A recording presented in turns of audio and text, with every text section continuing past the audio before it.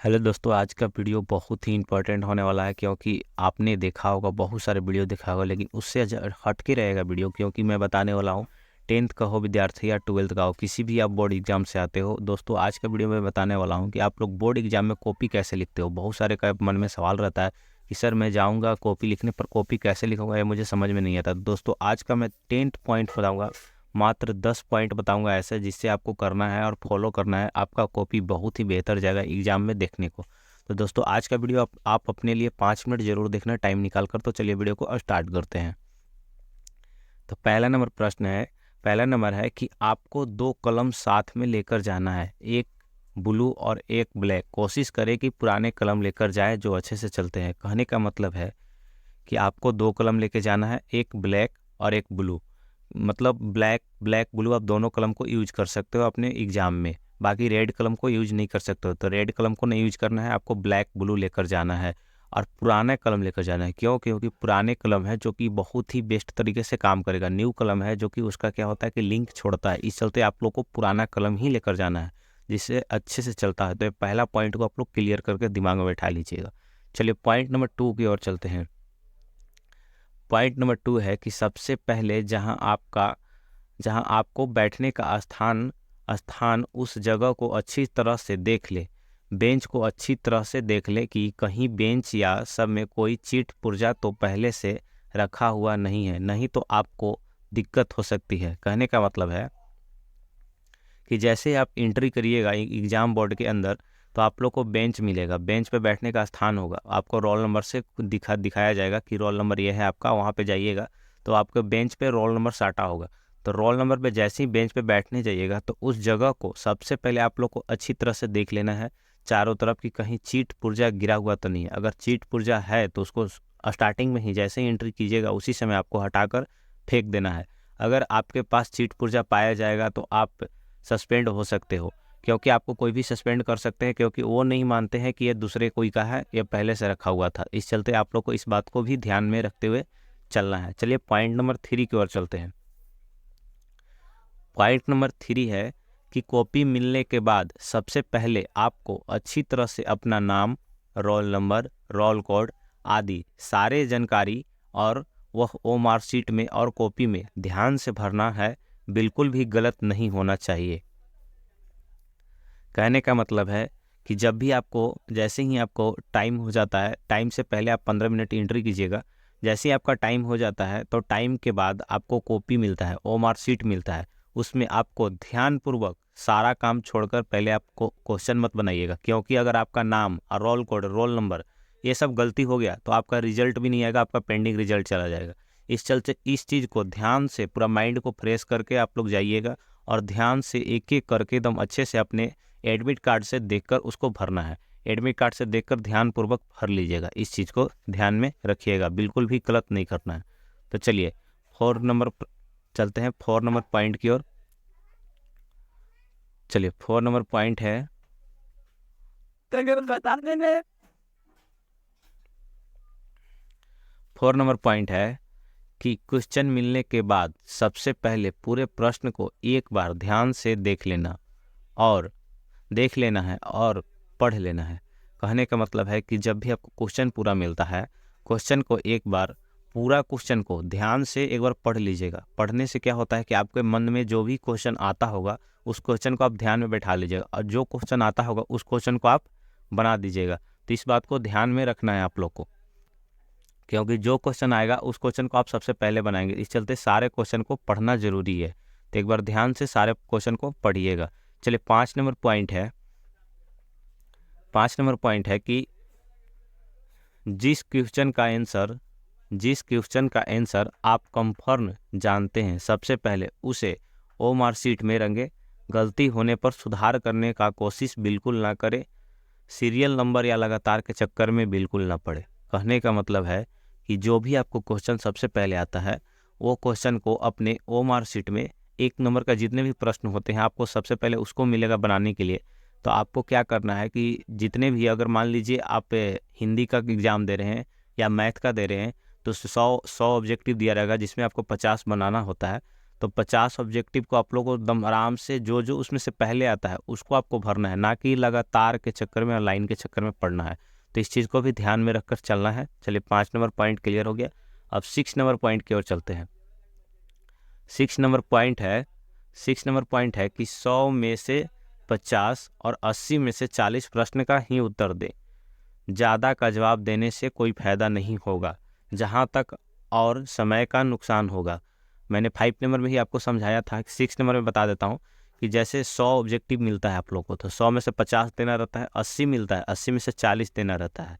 और उसमें से आप लोग सोचते हो कि मैं ज़्यादा बना दूँ, तो ज़्यादा बनाने से क्या होगा, आपका नुकसान होगा समय का, क्योंकि आप 40 बनाओगे, 50 बनाओगे तो 50 का नंबर नहीं मिलेगा। 80 में से आप मान लो 50 बना दिए तो 50 का नंबर नहीं मिलेगा, मिलेगा आपको 40 का ही नंबर।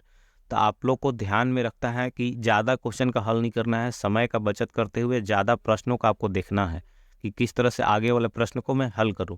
इसको भी ध्यान में रखते हुए चलना है, नहीं तो आपका समय का भी नुकसान हो सकता है। तो चलिए 6 नंबर पॉइंट आप लोग को क्लियर हो चुका है। 7 नंबर पॉइंट क्या है?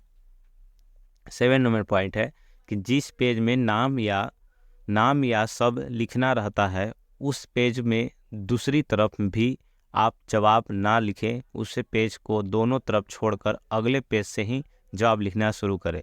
जैसे आप लोग को मान लीजिए कोई फर्स्ट पेज होता है, उस पर आपको नाम या कुछ भी लिखना रहता है, उसका उधर पलटिएगा तो उधर भी पेज होता है सादा, तो उस पेज पे भी आपको कुछ नहीं लिखना है। उस पेज को आप लोग को एकदम बिल्कुल सादा छोड़ देना है। उस पेज को छोड़ के आगे वाला पेज से आप लोग को लिखने के लिए स्टार्ट करना है। तो चलिए 7 नंबर भी पॉइंट आप लोग को क्लियर हो चुका होगा। चलिए 8 नंबर पॉइंट क्या कहता है? 8 नंबर पॉइंट है कि सुंदर लिखावट का आंसर हर एक परीक्षक पर पड़ता है, क्योंकि जितनी साफ लिखावट होगी परीक्षक को उत्तर पढ़ने और समझने में आसानी होगी। आपने समय तो जो भी टीचर कॉपी को जांच करेंगे वह आपको पूरा का पूरा नंबर देंगे। कहने का मतलब है कि सुंदर और स्पष्ट लिखावट बहुत ही बेस्ट तरीके से देखा जाता है। जैसे मान लीजिए कोई भी कॉपी जांच करते हैं टीचर आपका, तो वो सुंदर और स्पष्ट लिखावट अगर आपका देखेंगे, जो भी अच्छा तरह से लिखा हुआ रहेगा, तो आप लोग को कम समय में कॉपी को जांच करेंगे और उनका भी समय बचेगा, आपका भी बचेगा। तो मैं बता दूं कि वो नंबर बेस्ट से बेस्ट देकर जाएंगे।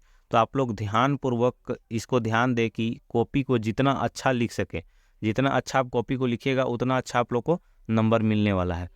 तो इसको भी आप लोग को ध्यान में रखना है। 8 नंबर का पॉइंट आप लोग को क्लियर हो चुका होगा।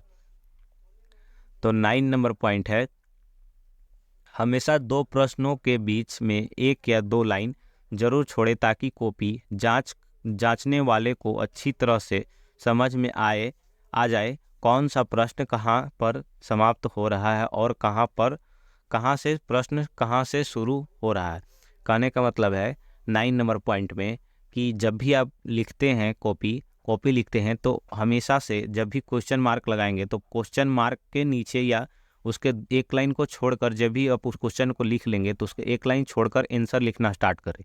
लाइन को हमेशा छोड़े, ताकि आप लोग को इसमें क्या होगा, टीचर को कॉपी जांच करने में आसान होगा, तो आपको नंबर बेस्ट से बेस्ट देकर जाएंगे। इस बात को आप लोग को ध्यान रखना है और लास्ट में पॉइंट जरूर बताना है कि कहाँ से शुरू हो रहा है प्रश्न और कहाँ से समाप्त हो रहा है, इसको भी ध्यान में रखना है। तो चलिए 9 नंबर पॉइंट आप लोग को क्लियर हो गया। 10 नंबर पॉइंट है कि कॉपी में पैसा बिल्कुल भी ना डाले। कहने का मतलब है कि बहुत सारे का वीडियो आपने देखे होंगे कि बहुत सारे छात्र ऐसे होते हैं जो कॉपी में पैसा डाल देते हैं। तो मैं बता दूं कि कॉपी में पैसा डालने से कोई भी आप लोग को फायदा होने वाला नहीं है। कॉपी में पैसा डालेंगे उससे आप लोगों को क्या होगा, कुछ भी फायदा नहीं होगा, कोई भी आपको नंबर नहीं बढ़ने वाला है। ये मैं आप लोग को 10 पॉइंट में क्लियर कर देता हूँ। तो आप लोग जितना ज़्यादा अच्छा कॉपी में लिखे। अगर मान लीजिए आपको कोई प्रश्न नहीं भी आता है तो उसको अच्छा सा कोशिश कीजिए कि उसी प्रश्न में से ही कुछ मैं बना के दूं, जाकि कॉपी मेरा जांच हो तो अच्छा नंबर आ सके। इसको आप लोग को ध्यान में रखना है। 11 नंबर पॉइंट है कि क्वेश्चन ट्रेन नंबर को ब्लू पेन से लिख दे और उत्तर को ब्लैक पेन से लिखे, जिससे देखने में भी अच्छा लगेगा और जांचने वाले को भी सहूलियत होगी। कहने का मतलब है जब भी आप क्वेश्चन को लिखते हो तो उसको आप ब्लू पेन से लिख दे और जो आंसर होता है उसको आप ब्लैक पेन से लिख दे। उसमें क्या होता है कि देखने में बहुत ही अच्छा और सुंदर लगता है। तो वो टीचर क्या करेंगे, आपको बेस्ट नंबर देंगे, आपको अच्छा से अच्छा नंबर दे देंगे। चलिए तो पॉइंट नंबर 12 की ओर चलते हैं। 12 नंबर पॉइंट है कि ज़्यादा लंबा चौड़ा आंसर देने की कोशिश ना करें। जितना शब्दों में पूछ रहा